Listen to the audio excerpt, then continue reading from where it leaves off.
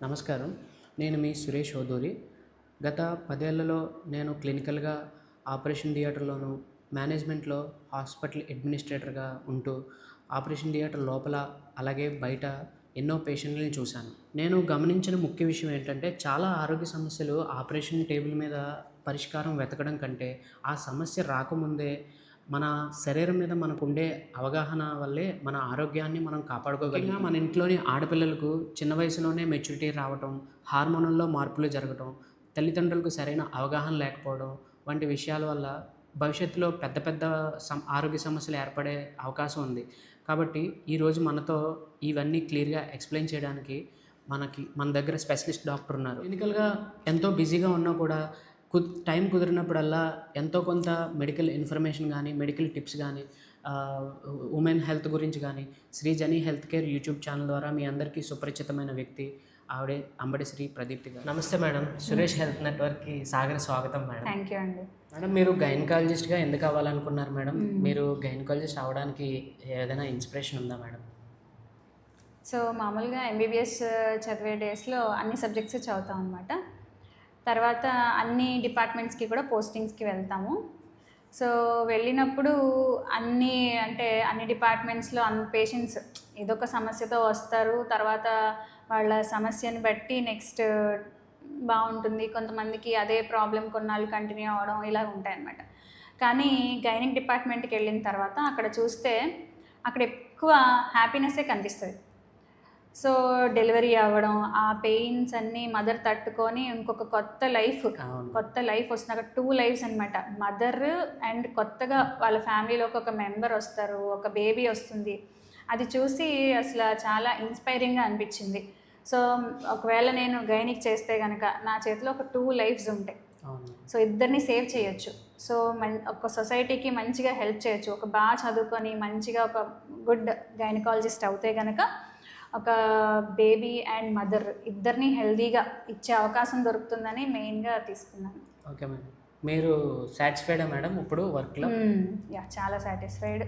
అంటే ఇప్పుడు చాలామంది బయట డాక్టర్లకి అంటే డాక్టర్ల మీద జరిగే దారుణాలు కానీ, లేకపోతే వాళ్ళ మీద రివర్స్ అవ్వడం కానీ, వీటిని చూస్తే మీకు ఏమనిపిస్తుంది మేడం? ఇంకా సొసైటీ అలా ముందుకు వెళ్తుంది.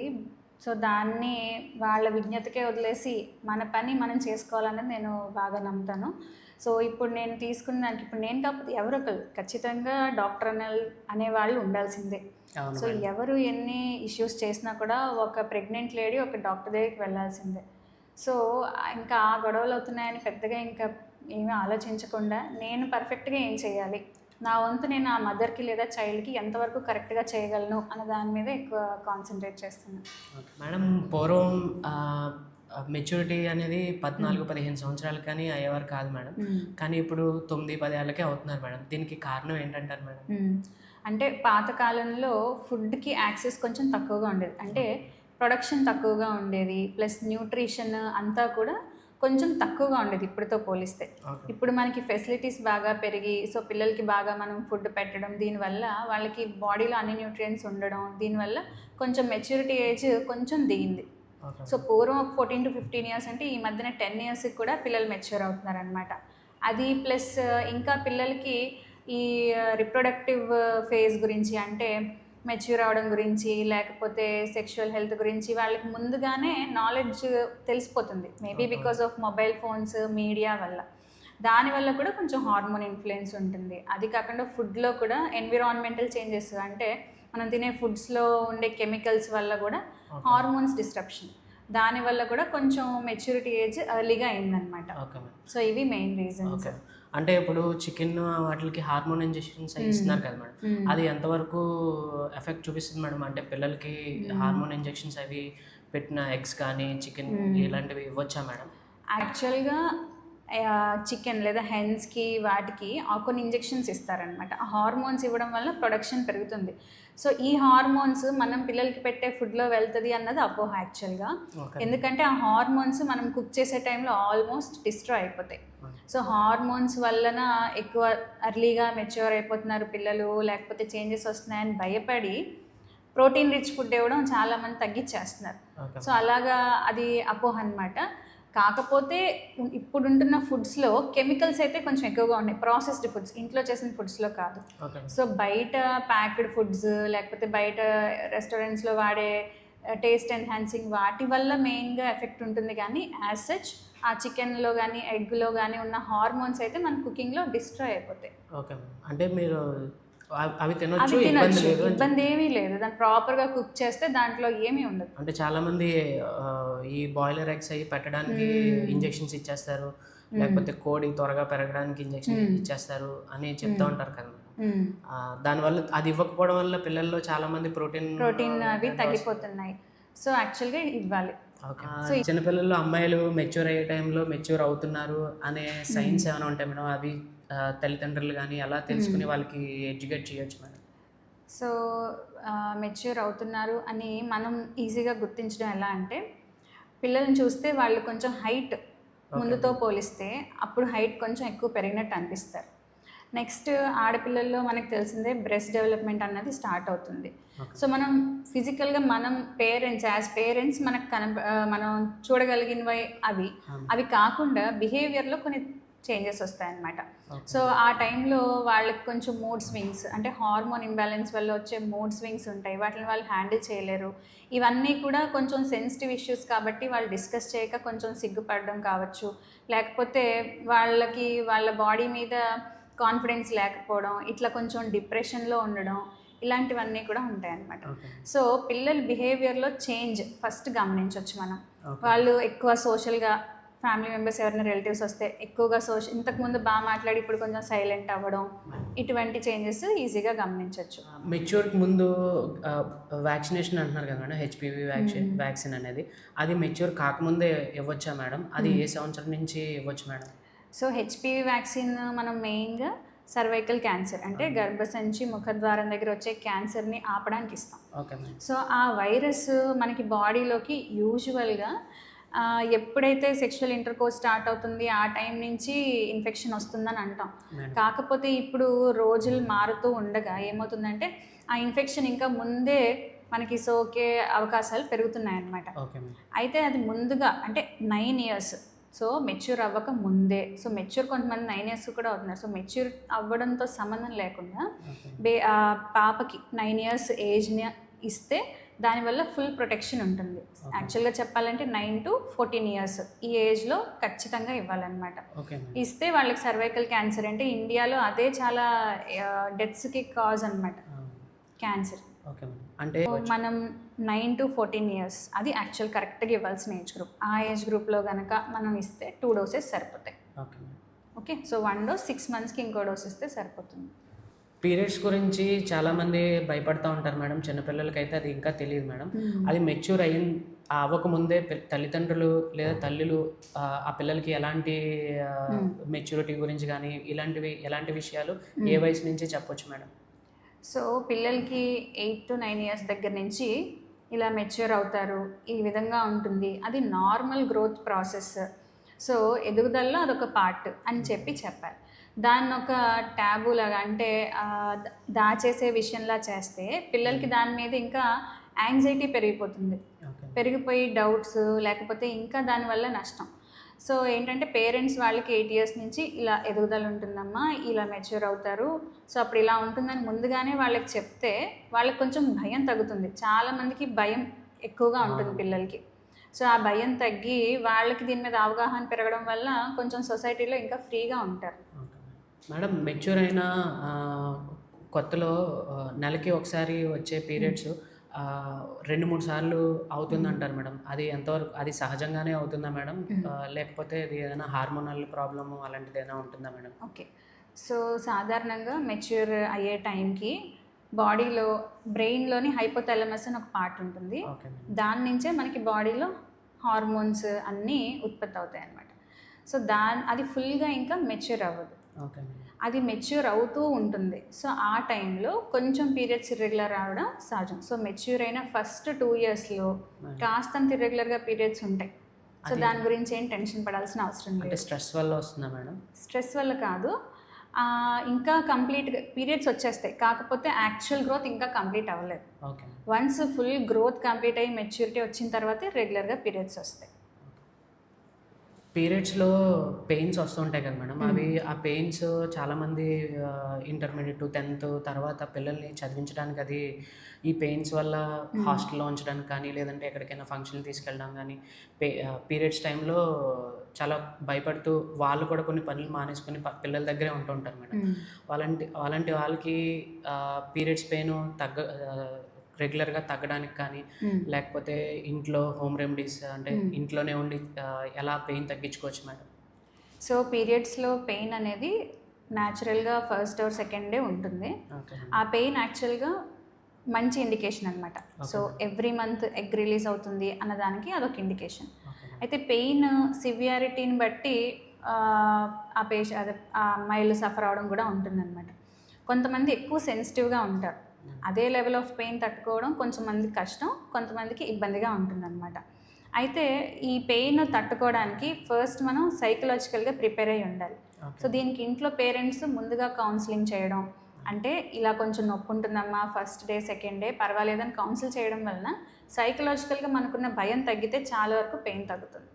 నెక్స్ట్ వచ్చేసి ఆ పీరియడ్స్ టైంలో బాగా పిల్లల్ని రెస్ట్రిక్ట్ చేసేయకూడదు. నువ్వు అటు తిరగద్దు ఇటు తిరగద్దు అన్నవి రెస్ట్రిక్షన్స్ లేకుండా వాళ్ళని కొంచెం ఫ్రీగా అండ్ వాళ్ళకి నచ్చిన వర్క్ చేయనిస్తే కనుక ఆ పెయిన్ మీద వాళ్ళ దృష్టి వెళ్ళదు. అండ్ హాట్ వాటర్ బ్యాగ్ అని ఉంటుంది మనకి. సో హాట్ వాటర్ బ్యాగ్ లేదా ఏదైనా క్లాత్ వేణీలలో ముంచి ఆ పొత్తి కడుపు మీద అలా పెడితే అక్కడ క్రాంప్స్ కొంచెం తగ్గుతాయి అన్నమాట. సో ఇది అండ్ ఈ నువ్వులు ఇస్తే కూడా నువ్వుల వల్ల కూడా పీరియడ్లో క్రాంప్స్ కొంచెం తగ్గుతాయి. సో ఈ హోమ్ రెమెడీస్ ట్రై చేయొచ్చు. ఇంకొకటి ఏంటంటే కాఫీ తాగడం వల్ల కూడా కొంచెం బెటర్మెంట్ ఉంటుంది. సో ఈ చిన్నవి ట్రై చేయొచ్చు. మెయిన్గా సైకలాజికల్ అనమాట. అండ్ సాల్ట్, ఆ టైంలో సాల్ట్ ఎక్కువ తినకూడదు. సాల్టీ ఫుడ్స్, స్పైసీ ఫుడ్స్ ఎక్కువ తినడం వల్ల కూడా డిస్టర్బెన్స్ ఎక్కువగా ఉంటుంది. సో ఇవి చేస్తే కొంచెం బెటర్గా ఉంటుంది. అంటే రెగ్యులర్గా వాడే పెయిన్ కిల్లర్స్ ఏదైనా కొంచెం అవైలబుల్గా ఉండే అర్బన్ వాళ్ళు ఎవరైనా వాడాలనుకుంటే ఎక్కువగా అంటే డేట్స్ టైంలో వాడటం సేఫా మేడం? సో ఫస్ట్ ఏంటంటే ఫస్ట్ టైం కనుక యూస్ చేసినట్టయితే డాక్టర్ని కన్సల్ట్ చేసి తీసుకోవాలి. ఎందుకంటే ఆ పర్టికులర్ గర్ల్కి మెడిసిన్కి ఏమైనా ఎలర్జీ ఉందా, లేకపోతే ఆవిడకి ఇంకేమైనా ఆ పాపకి ఇంకేమైనా హెల్త్ ఇష్యూస్ ఉన్నాయా, అలాంటివి ఏమీ లేవు అంటే కనుక మనకి బయట ఓవర్ ద కౌంటర్ కొన్ని ట్యాబ్లెట్స్ దొరుకుతాయి. అది ఫస్ట్ టైం తెలుసుకొని ఓకే అని డాక్టర్ చెప్తే మీరు నెక్స్ట్ టైం వేసుకోవచ్చు. అండ్ ఫస్ట్ 2 days వేసుకోవడం వలన పెద్దగా సైడ్ ఎఫెక్ట్స్ కూడా రావు. రోజుల్లో మార్కెట్లో దొరికే ప్యాడ్స్, శానిటరీ ప్యాడ్స్ కానీ, మినిస్ట్రల్ కప్స్ కానీ, వీటిల్లో టీనేజ్ వాళ్ళకి ఏది better madam? So 2 good. So menstrual pads, menstrual cups 2 అవైలబిలిటీలో ఉన్నాయి. అయితే మెన్స్ట్రల్ ప్యాడ్స్ అంటే ఏంటంటే అవి మనకి స్టెరైల్గా వస్తాయి. ఒక థింగ్ ఏంటంటే అది మనం ఫ్రీక్వెంట్గా చేంజ్ చేసుకుంటూ ఉండాలి. లైక్ ఎవ్రీ 4 hours అలా చేంజ్ చేసుకుంటూ ఉండాలన్నమాట. అండ్ కొంతమందికి దానివల్ల ఆ మెటీరియల్ వల్ల లైట్గా ఎలర్జీ వచ్చే అవకాశం ఉంటుంది.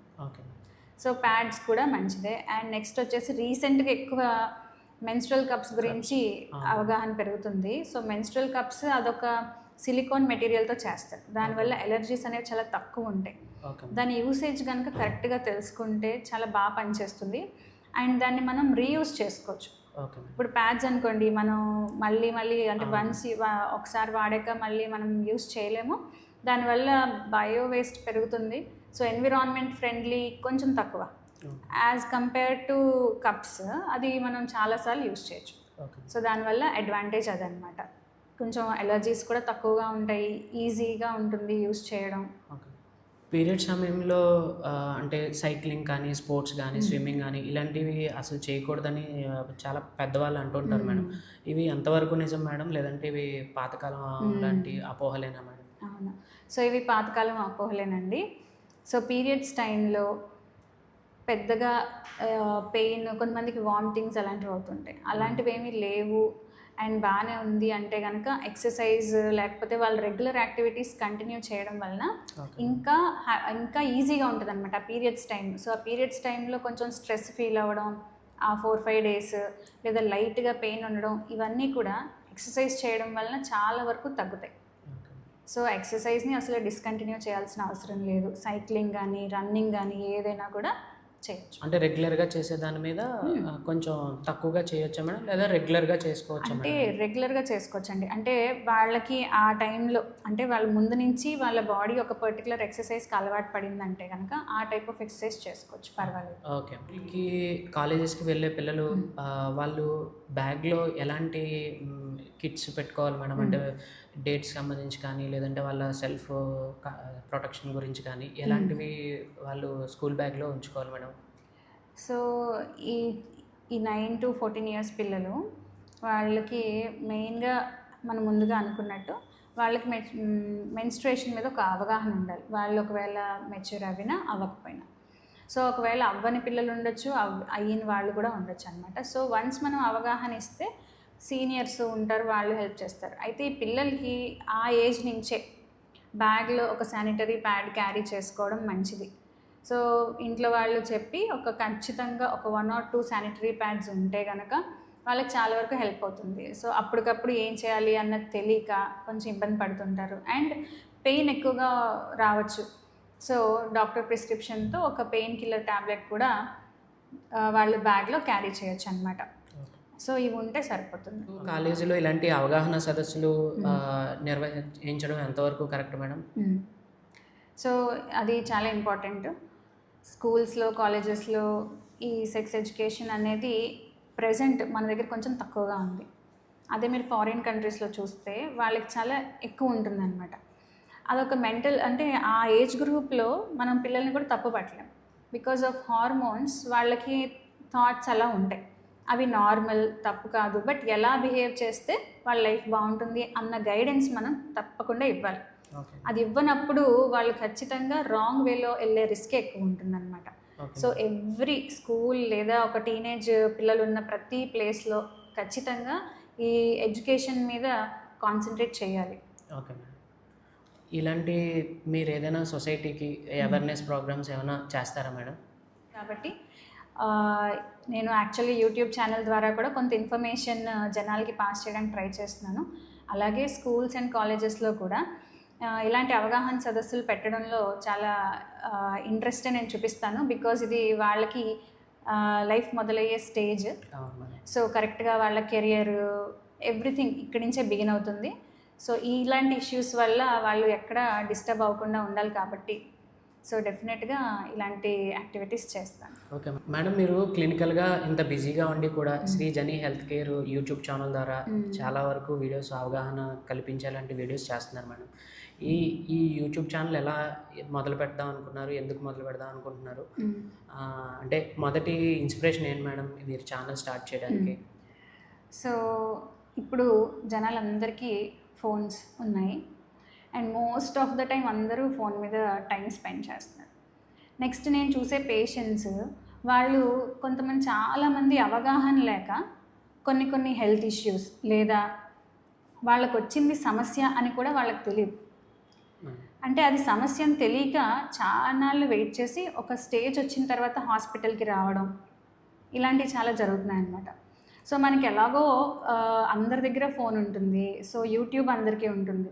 సో వాళ్ళకి మెసేజ్ ఏదైనా ఇవ్వాలి అంటే కనుక యూట్యూబ్ లేదా సోషల్ మీడియా ఒక మంచి ప్లాట్ఫామ్ అనిపించింది. సో అందుకని చిన్నగా ఏవైతే నేను ఎక్కువగా చూస్తున్నానో లేకపోతే వేటి మీద అయితే జనాలకి ఎక్కువగా డౌట్ ఉంటుందో అన్న విషయం గురించి బేసిక్ ఇన్ఫర్మేషన్ నేను ఛానల్ ద్వారా వాళ్ళకి ఇస్తున్నాను అనమాట.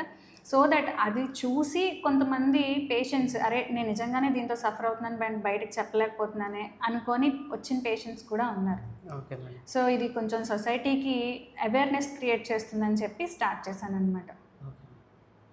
ఈ ఆరోగ్య సూత్రాలు చెప్తా ఉంటారు మేడం, అలా మీరు డైలీ లైఫ్లో మీరు ఎలాంటి ఆరోగ్య సూత్రాలు పాటిస్తారు, ఎలాంటి డైట్ మీరు ఈ స్ట్రెస్ని తగ్గించుకోవడానికి కానీ వర్క్ లోడ్ని తగ్గించుకోవడానికి ఎలాంటి డైట్ అయితే తీసుకుంటారు మేడం? సో బేసిక్గా నేను టైమింగ్స్ ఫాలో అవుతాను. ఫస్ట్ థింగ్ ఏంటంటే టైంకి మీల్స్ ఏమి ఫస్ట్ మిస్ చేయను. మోస్ట్ ఆఫ్ ద టైం ఇంట్లో చేసిన ఫుడ్డే తీసుకుంటాం అనమాట. ఆ రెండు మెయిన్గా మేము ఫాలో అవుతాము. సో మార్నింగ్ 8:30, 8కి అలాగా బ్రేక్ఫాస్ట్ చేయడం అండ్ మధ్యాహ్నం 2 o'clock అలా అండ్ ఈవినింగ్ 7 ఆ టైంకి డిన్నర్ అలా. సో మెయిన్ థింగ్ ఏంటంటే తినే ఫుడ్ పొట్ట నిండా ఫిల్ అవ్వకుండా ఇంకా కొంచెం ప్లేస్ ఉంచేసేలాగా అక్కడ ఆ లెవెల్ దగ్గర ఆపేస్తాం అనమాట. సో దానివల్ల ఏంటంటే ఎక్కువ గ్యాస్ట్రిక్ సిమ్టమ్స్ అవి రావు, అండ్ ఓవర్ వెయిట్ లేదా ఒబేసిటీ రాదు. సో ఫుడ్ విషయంలో ఇలా కొంచెం ఫాలో అవుతాం. స్ట్రిక్ట్గా ఇవి తినకూడదు అలాగేం ఫాలో అవ్వం. కాకపోతే home food and packaged food ఇవన్నీ తక్కువగా తీసుకుంటాం. Next sleep. సో ఖచ్చితంగా ఒక 7 hours స్లీప్ ఉండేటట్టుగా చూసుకుంటాం. అండ్ వాటర్ డైలీ ఎవరైనా సరే ఒక 3 to 4 liters వాటర్ తాగితే బాగా యాక్టివ్గా ఉంటారనమాట. ఇది కాకుండా ఏదో ఒక టైంలో ఫిజికల్ ఎక్సర్సైజ్, వాకింగ్ వంటివి కూడా టైం దొరికినప్పుడంతా చేస్తుంటాం. Okay madam. టీనేజ్ అమ్మాయిల్లో ఎక్కువగా ప్రెగ్నెన్సీని అవాయిడ్ చేయడానికి పిల్స్ లాంటివి లేదంటే అన్వాంటెడ్ టాబ్లెట్స్ ఎక్కువ వాడుతూ ఉంటారు కదా మేడం. అది అలా వాడడం వల్ల ఇప్పుడు ప్రెగ్నెన్సీ అయితే పోతుంది, తర్వాత ఫ్యూచర్లో ఏదైనా వాళ్ళకి హెల్త్ ఇష్యూస్ వచ్చే అవకాశం ఏమైనా ఉంటుందా మేడం? డెఫినెట్గా ఉంటుందండి. సో ఇలాగా మనకి ఈజీగా దొరికేస్తున్నాయి కదా అని చెప్పేసి అబార్షన్ పిల్స్ వేసుకోవడం వలన ఒక్కొక్కసారి ఏమవుతుందంటే హెవీ బ్లడ్ లాస్ ఉంటుంది. సో వాళ్ళు దాని గురించి ఎవరితోని డిస్కస్ చేయరు. నెక్స్ట్ మళ్ళీ అలా ఇన్సిడెంట్ ఇంకొకటి జరిగినప్పుడు మళ్ళీ బ్లడ్ లాస్ ఉంటుంది. దీనివల్ల వాళ్ళకి హీమోగ్లోబిన్ అనేది బాగా తగ్గిపోతుంది అనమాట. వాళ్ళు అలా వీక్ అయిపోతారు. సమ్టైమ్స్ ఒక్కొక్కసారి ఏమవుతుందంటే ఆ పిల్స్ తీసుకున్న తర్వాత కూడా దాని ప్రెగ్నెన్సీకి సంబంధించిన టిష్యూ ఇంకా ఉండిపోతుంది బాడీలో. సో అలా ఉండిపోవడం వలన వెంటనే కాకపోయినా ఒక 1 month తర్వాత ఫీవర్స్ రావడం అనేసి, లోపల యూట్రస్లో ఇన్ఫెక్షన్స్ అవ్వడము, అలా అవ్వడం వలన యూట్రస్లో ఏదైనా ఇబ్బంది ఉంటే ఫ్యూచర్ ప్రెగ్నెన్సీస్కి కూడా ప్రాబ్లం వస్తుంది. అండ్ ఇలా ఈజీగా అవైలబుల్ అవుతుంది అని చెప్పేసి వీళ్ళు ఏమైనా చేయడం వలన ఒక్కొక్కసారి ట్యూబ్లో ప్రెగ్నెన్సీస్ని వాళ్ళు తెలియదు వాళ్ళకి. అలా ఏమన్నా వచ్చి ట్యాబ్లెట్స్ వేసుకున్నా అది రప్చర్ అవ్వడం, లైఫ్కే రిస్క్. సో ఈ ట్యాబ్లెట్స్ తరచుగా వాడడం అనేది అంత సజెస్ట్ చేయం. Okay madam. అది ఇలా బ్లడ్ లాస్ అయిన వాళ్ళు ఎక్కువ ఉంటుంటే వాళ్ళకి కామన్గా హిమోగ్లోబిన్ అనేది ఎంతవరకు ఉండొచ్చు మేడం? సో గర్ల్స్కి లేదా టీనేజ్ అమ్మాయిలకి 12 grams HB ఉండాలి. Okay madam. సో అంతకంటే తగ్గుతుంది అంటే డెఫినెట్గా వాళ్ళకి నీరసం వస్తుంది, వాళ్ళు చేయాల్సిన పని చేయలేరు, కాన్సన్ట్రేషన్ చేసుకోలేరు వాళ్ళ ఎగ్జామ్స్ మీద కానీ స్టడీస్ మీద కానీ. సో బ్లడ్ లాస్ 12 grams పోనీ 10 grams కంటే తక్కువ ఉంటేనే మనకి డిఫరెన్స్ తెలిసిపోతుంది అనమాట. సో మినిమం 10 grams ఉండాలి. ఓకే. అంటే ఇది సాధారణంగా ఇంట్లో రెగ్యులర్గా వెళ్ళి హెల్త్ చెకప్ చేయించుకోవాలి లేదా హెచ్బి చూపించుకోవాలి అనేది ఎవరికీ ఉండదు కదా మేడం. అంటే ఇది ఇలా చూపించుకోకుండానే ఫిజికల్గా అంటే తల్లిదండ్రులు చూసి ఇబ్బందిగా ఉంది అని ఎలా తెలుసుకోవచ్చు మేడం వాళ్ళు? సో ఒకటి హిమోగ్లోబిన్ తక్కువగా ఉంది లేదా బ్లడ్ తక్కువగా ఉంది అన్నదానికి సిమ్టమ్స్ ఏంటంటే, ఫస్ట్ వాళ్ళకి దేని మీద ఇంట్రెస్ట్ ఉండదు, ల్యాక్ ఆఫ్ ఇంట్రెస్ట్, కాన్సన్ట్రేషన్ తగ్గుతుంది. తర్వాత పూర్ వెయిట్ గెయిన్, సరిగ్గా వెయిట్ పెరగరు. బ్లడ్ తక్కువ ఉండడం వల్ల ఆకలి కూడా తగ్గుతుంది, సరిగ్గా ఫుడ్ తీసుకోరు ఎప్పుడు, అండ్ తరచుగా కడుపు నొప్పి చెప్తూ ఉంటారనమాట. అండ్ అసెంబ్లీలో నించుంటే మా పాప కళ్ళు తిరిగేస్తున్నాయి, లేకపోతే కాసేపు నించుంటే నీరసంగా ఉంటుంది. అండ్ ఇంకొక మెయిన్ చాలా మనం ఫ్రీక్వెంట్గా గమనించేది ఏంటంటే, పిల్లలు నైట్ పడుకున్నాక కాళ్ళు నొప్పులు చెప్తూ ఉంటారు, కాళ్ళు లాగేస్తున్నాయి. దీన్ని మనం రెస్ట్లెస్ లెగ్స్ అంటాం అనమాట. సో దీనికి కూడా మెయిన్ రీజన్ ఐరన్ లోపం లేదా హీమోగ్లోబిన్ లోపం. ఈ సిమ్టమ్స్తో ఈజీగా కనుక్కోవచ్చు. Okay madam. డాక్టర్ సలహా లేకుండా ఒక్కొక్కసారి అబార్షన్ అవ్వాలని బయట దొరికే చిన్న చిన్న మెడికల్ షాప్లో కావచ్చు, లేకపోతే ఏదైనా బయట ఎక్కడైనా దొరికితే మెడికల్ ఇవి కిట్స్ వాడుతున్నారు, అంటే అబార్షన్ కిట్స్ వాడుతున్నారు అన్నమాట. డాక్టర్ని సంప్రదించకుండా డాక్టర్ గారు చెప్పింది కాకుండా ఇలా బయట వాడడం వల్ల ఏమైనా ఇబ్బంది ఉంటుందా మేడం? అలా వాడడం మంచిదేనా?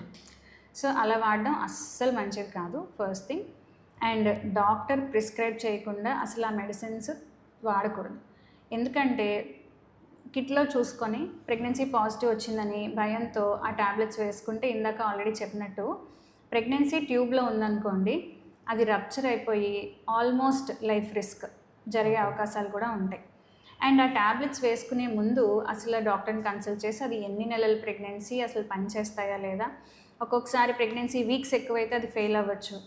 ఫెయిల్ అవ్వడం వలన మళ్ళీ ఇన్ఫెక్షన్ రావడం, ఇలా చాలా కాంప్లికేషన్స్ ఉంటాయి. సో ఫస్ట్ థింగ్ ఏంటంటే డాక్టర్ని కన్సల్ట్ చేయడం చాలా ఇంపార్టెంట్. Okay madam. చాలామంది ఏంటంటే మాకు 2 నెలలు, 3 నెలలు అని వాళ్ళే చెప్పేస్తూ ఉంటారు మేడం.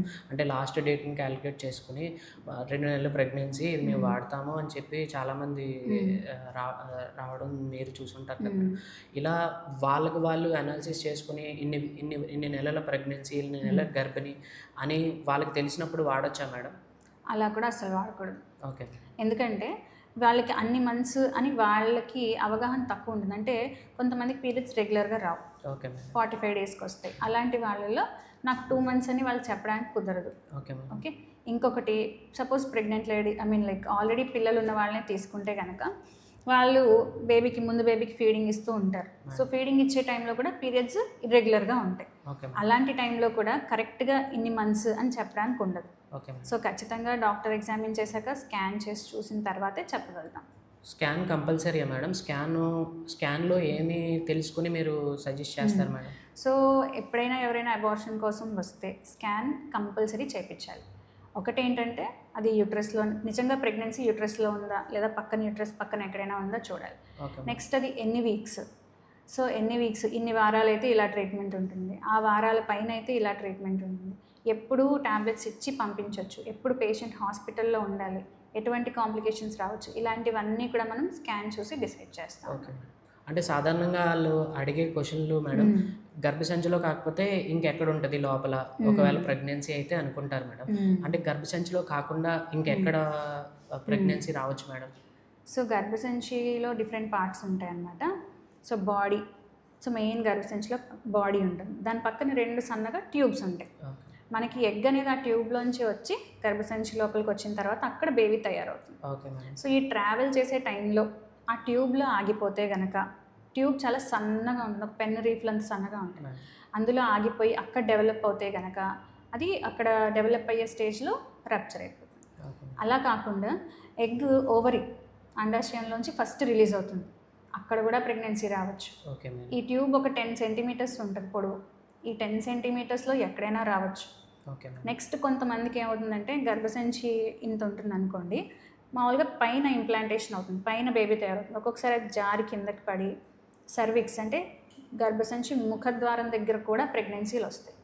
సో ఈ ప్లేసెస్లో రావచ్చు, ఈ ప్లేసెస్లో వస్తే కూడా రిస్క్ ఉంటుంది అన్నమాట. ఓకే. ఇలాంటివి అబార్షన్స్ అన్నీ ఇలా అవాయిడ్ చేయడానికి టీనేజ్ నుంచే తల్లులు ఆ పిల్లలకి ఎలాంటి ఎడ్యుకేషన్ చెప్పాలి మేడం? సెక్స్ ఎడ్యుకేషన్ గురించి కానీ లేదంటే ఇలా యూట్రస్ గురించి కానీ ఎలాంటి ఇవి చెప్పాలి మేడం తల్లిదండ్రులు పిల్లలకి? సో పూర్వకాలంలాగా రెస్ట్రిక్టెడ్గా పేరెంట్స్ కిడ్స్ ఉండే పరిస్థితులు ఇప్పుడు మనకి లేవు. సో కొంచెం ఓపెన్గా పిల్లలతో పేరెంట్స్ మాట్లాడి కొంచెం ఫ్రెండ్లీగా ఉంటేనే ఈ జనరేషన్లో వాళ్ళకి మనం హెల్ప్ చేసినట్టు అవుతుంది అనమాట. ఓకే. సో బాగా ఆర్థోడాక్స్గా కూడా ఉండకూడదు. సో పేరెంట్స్ ముందుగా, ఎందుకంటే వాళ్ళు ఉండే ఆ పిల్లలు ఉండే ఆ స్కూల్ కానీ కాలేజ్లో కానీ వాళ్ళతో పాటు మనం వెళ్ళాం. సో వాళ్ళకు ఉండే సర్కమ్స్టెన్సెస్ ఏంటో మనకి తెలియదు. సో అలాంటి సిచ్యువేషన్ ఏమైనా ఎన్కౌంటర్ చేస్తే వాళ్ళు మనతో పేరెంట్స్తో డిస్కస్ చేసేంత ఫ్రీడమ్ ఫస్ట్ ఇవ్వాలి. సో ఇచ్చిన తర్వాత అప్పుడు వాళ్ళకి ఇలా ఈ హార్మోన్స్ ఎఫెక్ట్ వల్ల కొంచెం ఈ సెక్షువల్గా ఇలాగ ఇవన్నీ ఉంటాయని పేరెంట్స్ వాళ్ళతో చెప్పడంలో తప్పులేదు. అండ్ వాళ్ళు ఒకవేళ చెప్పలేకపోయినా ఒక గైనకాలజిస్ట్ దగ్గరికి తీసుకెళ్ళి ఆ పిల్లలకి కౌన్సిలింగ్ కూడా ఇప్పించవచ్చు అనమాట. సో వాళ్ళకి ఏంటంటే అప్పుడు వాళ్ళకి ఒకసారి తల్లిదండ్రులకు చెప్పలేని కొన్ని విషయాలు డాక్టర్తో చెప్పడం జరుగుతుంది. అప్పుడు వాళ్ళకి ఒకవేళ వాళ్ళు సెక్షువల్గా యాక్టివ్గా ఉన్నారు అంటే సో వాళ్ళ హెల్త్ని రిస్క్లో పెట్టకుండా వాళ్ళకి కొన్ని మెడిసిన్స్ ప్రిస్క్రైబ్ చేయొచ్చు, లేదా వాళ్ళు ఒకవేళ తప్పుదోవలో వెళ్తున్నారంటే కనుక కౌన్సిలింగ్ చేసి వాళ్ళకి సపోర్ట్ చేయొచ్చు. Okay madam. అంటే ఇది తల్లిదండ్రులు ఏ వయసు నుంచి వాళ్ళ పిల్లలకి చెప్పడం మొదలు పెట్టాలి మేడం? అంటే పిల్లల వయసు ఏ వయసు నుంచి మొదలు పెట్టచ్చు? సో ఒక 10 to 11 years నుంచే స్టార్ట్ చేయొచ్చండి. ఎందుకంటే ఈరోజు మనం చెప్పకపోయినా, అవును మేడం, పేరెంట్స్ చెప్పకపోయినా పిల్లలకి అన్ని విషయాలు తెలుస్తున్నాయి. మొబైల్ వల్ల, మీడియా వల్ల, లేదా ఫ్రెండ్స్ వల్ల. సో మనం దాచిపెట్టిన విషయాలు ఇంకెవరో చెప్తుంటే వాళ్ళకి మన దగ్గర ఫ్రీడమ్ ఉండదు, పేరెంట్స్ దగ్గర వాళ్ళకి ఫ్రీడమ్ ఉండదు. సో వాటిల్ని ఒక పెద్ద విషయంలా కాకుండా చాలా క్యాజువల్ విషయంలాగా మనం పిల్లలతో డిస్కస్ చేయడం స్టార్ట్ చేస్తే వాళ్ళు కూడా తెలుసుకుంటారనమాట. ఓకే. మీరు ఓపిక్గా చాలా కూల్గా నేను అడిగిన ప్రశ్నలు అన్నిటికీ సమాధానాలు చెప్పారు. మాకు ఎంతో విలువైన సమాచారం ఈ వీడియో ద్వారా దొరికింది మేడం. బయట ఏదైనా మీరు చెప్పిన దాని ప్రకారం ఈ వీడియో చూసి ఏదైనా ఇబ్బంది కలిగి మీ దాకా రావాలి అంటే ఈ కాకినాడ ప్రజలకి మీరు ఎలా అందుబాటులో ఉంటారు మేడం? సో యాక్చువల్గా నేను డైలీ శ్రీజని సూపర్ స్పెషాలిటీ హాస్పిటల్ అండి, ఇక్కడ కొవ్వాడలో ఉంది. డైలీ ఈవినింగ్ 6 o'clock నుంచి నైట్ 10 వరకు అవైలబిలిటీలో ఉంటాను.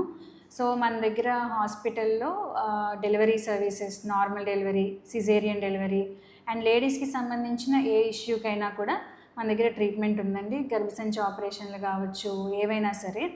అలాగే కార్డియాలజిస్ట్ కూడా అవైలబుల్గా ఉన్నారు. So general cases, sugar, thyroid, hormone issues, ఇవి కూడా మన దగ్గర అన్ని ట్రీట్మెంట్ అందుబాటులో ఉంటుంది. సో ఎవరైనా కన్సల్ట్ చేయాలి అనుకుంటే కనుక శ్రీజని సూపర్ స్పెషాలిటీ హాస్పిటల్ కొవ్వాడకి రావచ్చు. ఓకే. అదే కాకుండా హాస్పిటల్కి రాలేని వాళ్ళకు కూడా కొన్ని డౌట్స్ ఉంటాయి, లేదా సెకండ్ ఒపీనియన్స్, లేకపోతే డాక్టర్స్ దగ్గర కొన్ని అడగలేని కొన్ని విషయాలు ఏమన్నా మీకు డౌట్స్గా ఉండిపోతే అలాంటివి కూడా నేను నా ఛానల్ ద్వారా మీకు సలహాలు లేకపోతే చిన్న చిన్న వీడియోస్ రూపంలో మీకు ఆన్సర్ చేస్తాను. సో నా యూట్యూబ్ ఛానల్ శ్రీజని హెల్త్ కేర్ అని ఉందండి. సో మీరు దానిలో కూడా ఇన్ఫర్మేటివ్ వీడియోస్ని చూడొచ్చు. మనం ఎంతో ఇన్ఫర్మేటివ్ ఇంటర్వ్యూ కింద హెల్త్ గురించి మంచి టాపిక్స్ డిస్కస్ చేసామండి. సో ఈ ఇనిషియేటివ్ తీసుకున్న సురేష్ గారికి కంగ్రాచులేషన్స్. అండ్ ఈ ఛానల్లో మీకు ఇప్పుడు చూసినట్టుగా టీనేజ్ అమ్మాయిలకు కావచ్చు, మ్యారీడ్ అమ్మాయిలకు కావచ్చు, సో ఎవరెవరికి ఏ ఇష్యూస్ వస్తాయో అవన్నీ మనం డిస్కస్ చేసాము. ఇవన్నీ మీకు చాలా హెల్ప్ అవుతాయని కోరుకుంటున్నాను. అండ్ అలాగే ఇక ముందు కూడా ఇలాంటి ఇన్ఫర్మేటివ్ వీడియోస్ ఎన్నో సురేష్ హెల్త్ నెట్వర్క్ ఛానల్లో రాబోతున్నాయండి. సో మీరు ఛానల్ సబ్స్క్రైబ్ చేసుకోండి. అండ్ ఈ ఇన్ఫర్మేషన్, ఈ హెల్త్ రిలేటెడ్ ఇన్ఫర్మేషన్ని మీ ఫ్యామిలీకి, ఫ్రెండ్స్కి అందరికీ షేర్ చేయండి, ఎందుకంటే ఇది మీ అందరికీ useful. Thank you madam. Thank you అండి. Thank you.